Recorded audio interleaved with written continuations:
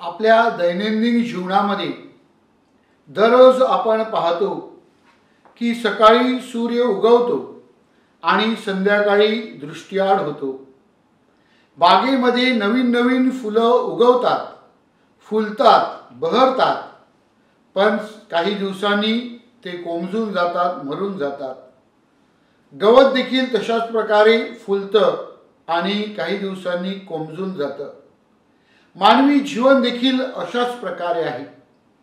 माणूस या भूतलावर जन्म घेतो, काही वर्ष या भूतलावर राहतो आणि मग काही वर्षांनी या भूतलाचा निरोप घेतो। मरण अटळ आहे आणि म्हणून ख्रिस्त सभा आज 2 नोव्हेंबरच्या दिवशी आपल्याला सर्व मृतांचा स्मृती दिन देऊन सर्व मृत व्यक्तींबद्दल चिंतन करण्यासाठी आणि मरणाकडे पाहण्याचा दृष्टिकोन अनुभवण्यासाठी आमंत्रित करीत आहे। ह्या वर्षी जुबली वर्षामध्ये 2 नोव्हेंबर रविवार असला तरी आपण तो सर्व मृतांचा स्मृती दिन म्हणून साजरा करीत आहोत। हेतू हा की आपण ह्या दिवसावर चिंतन करून आपल्या सर्व मृत व्यक्तींच्या जीवनाद्वारे आपल्याला जी श्रद्धा, आपल्याला जे पुनरुत्थानाचं रहस्य सांगितलेलं आहे ते समजून घेऊन त्यामध्ये दृढ होणे।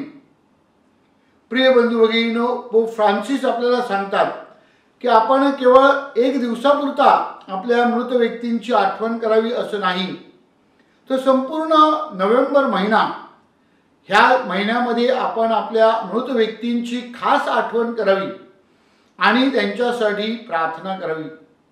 मृत व्यक्तींसाठी प्रार्थना करणे ही ख्रिस्त सभेची अधिकृत अशी शिकवण आहे आणि या प्रार्थनेद्वारे त्यांची आपण आठवण करतो आणि त्यांनी आपल्यावर जे संस्कार केले आहेत, आपल्याला जी श्रद्धेची देणगी दिली आहे, आपल्याला ख्रिस्त सभेची जी शिकवण दिली आहे त्याची आपण जणू काही आठवण करून आपल्या जीवनामध्ये ते आणण्याचा प्रयत्न करीत असतो।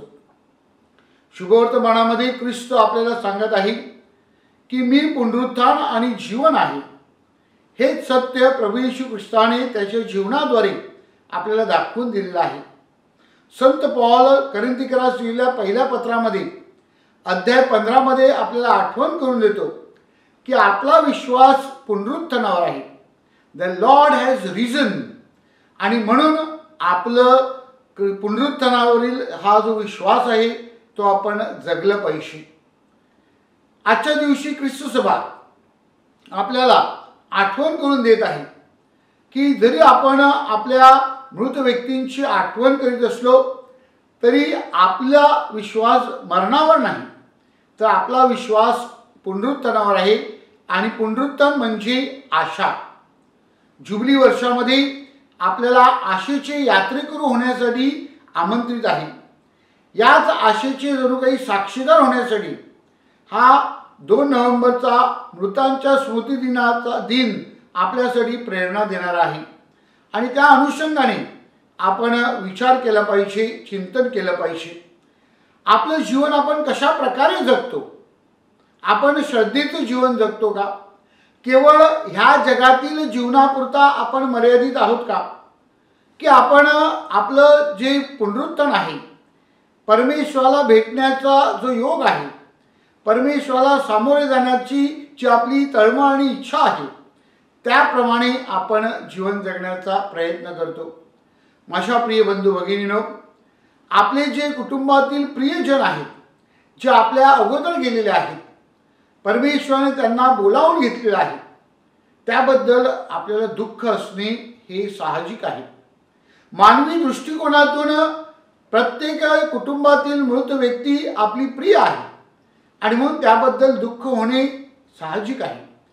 परंतु ख्रिस्त आपल्याला सांगत आहे की आपण ह्या जगातल्या दुःखामध्ये न राहता पुनरुत्थानावरील आपली जी आशा आहे ती आशा आपण जगली पाहिजे। आपण श्रद्धेने जीवन जगलं पाहिजे। श्रद्धेने जेव्हा आपण जीवन जगण्याचा प्रयत्न करतो तेव्हा मरणाच्या पलीकडे पुनरुत्थान आहे आणि ख्रिस्त जी आपल्याला त्यासाठी एक देणगी आहे, पुनरुत्थित ख्रिस्त, तो आपण अनुभवला पाहिजे। माझ्या प्रिय बंधू भगिनींनो, ते अनुभवण्यासाठी आपले जे प्रियजन आपल्या अगोदर गेलेले आहेत, त्यांच्या ज्या स्मृती आहेत, त्यांच्या ज्या आठवणी आहेत, त्यांनी आपल्यावर जे संस्कार केले आहेत, त्यांनी आपल्याला जी शिकवण दिली आहे आणि त्यांची श्रद्धा कशी जगली, हे जे आपण पाहिलेलं आहे, अनुभवलेलं आहे, तशाच प्रकारे आपण देखील आपल्या दैनंदिन जीवनामध्ये तसं जीवन जगणे गरजेचं आहे.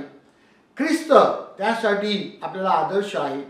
प्रभू येशू ख्रिस्ताने वधस्तंभावरील मरण स्वीकारताना पित्याची इच्छा प्रमाण मानली, देवाच्या इच्छेप्रमाणे तो वागला आणि म्हणून मरणावर तो विजयी होऊ शकला. आपल्या प्रत्येकाला परमेश्वर ती शिकवण देत आहे की आपण सर्वांनी परमेश्वराच्या इच्छेप्रमाणे वागण्याचा प्रयत्न केला पाहिजे.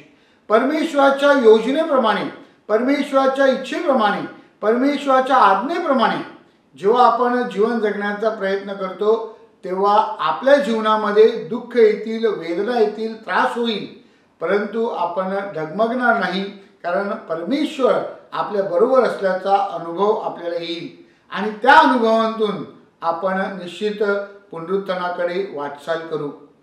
माझ्या प्रिय बंधू भगिनींनो, प्रभू येशू ख्रिस्ताची रिकामी कबर ही पुनरुत्थानाची एक साक्ष आहे. ही रिकामी कबर आपल्याला तेच सांगत आहे की आपले जे पूर्वज आहेत, आपले जे प्रियजन आहेत, ते केवळ दफनभूमीमध्ये राहत नाहीत, तर ते स्वर्गामध्ये परमेश्वराबरोबर एकरूप होतात आणि म्हणून आपण त्या आशेने आपण जीवन जगलं पाहिजे. आपले जे प्रिय व्यक्ती मरण पावले आहेत, ते जणू काही परमेश्वराच्या दरबारी आपल्यासाठी मध्यस्थी करण्यासाठी तयार असतात. ते आपली आठवण करीत असतात, आपल्यासाठी ते प्रार्थना करीत असतात. आपण जेव्हा प्रार्थना करतो तेव्हा निश्चित त्यांना देखील या प्रार्थनेद्वारे सहाय्य होत असते आणि म्हणून आपण त्यांची आठवण करावी अशी ख्रिस्त सभेची आपल्याला शिकवण आहे. आज आपल्या प्रियजनांची आठवण करीत असताना, त्यांच्यासाठी प्रार्थना करीत असताना ख्रिस्त सभेची एक सुंदर परंपरा आहे.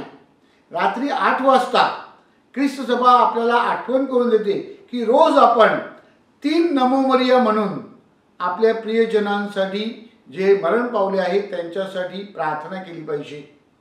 आज या प्रियजनांची आठवण करीत असताना आपण दररोज त्या आपल्या प्रिय व्यक्तींसाठी, मृत व्यक्तींसाठी 3 नमो मरिया रात्री 8 वाजता प्रार्थना करावी अशी मी आपणास सूचना देऊ इच्छितो.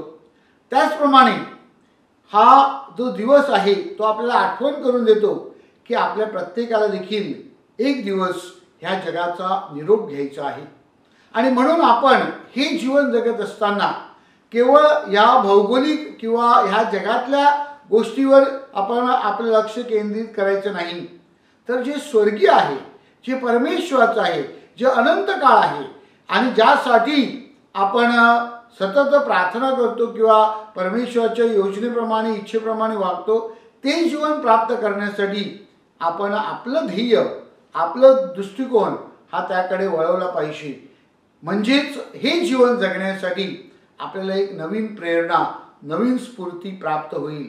त्या जीवनासाठी आपण जीवन जगावं, म्हणून हे जीवन जे आहे हे अधिक अर्थपूर्ण करण्याचा आपण प्रयत्न केला पाहिजे. आजच्या दिवशी आपल्या कुटुंबातील सर्व लोकांसाठी मी प्रार्थना करीत आहे. तुम्ही देखील स्वतःच्या कुटुंबातील लोकांसाठी कराच, परंतु ज्यांचं कोणी नाही त्यांची देखील आठवण करा आणि त्यांच्यासाठी प्रार्थना करा. एकमेकांसाठी केलेली प्रार्थना ही निश्चितच परमेश्वराठाई खूप महत्त्वाची आहे आणि ती आपण सतत करत राहिली पाहिजे. आज आपल्या कुटुंबातील मृत व्यक्तींची आठवण करीत असताना आपण सर्वजण म्हणूया, प्रभू आमच्या कुटुंबातील मृत व्यक्तींना चिरंतन शांती दे आणि अनंत तेजाने त्यांना प्रकाशित कर. सर्व मृत व्यक्तीस परमेश्वर आशीर्वादित करो आणि स्वर्गीय सुख बहाल करो.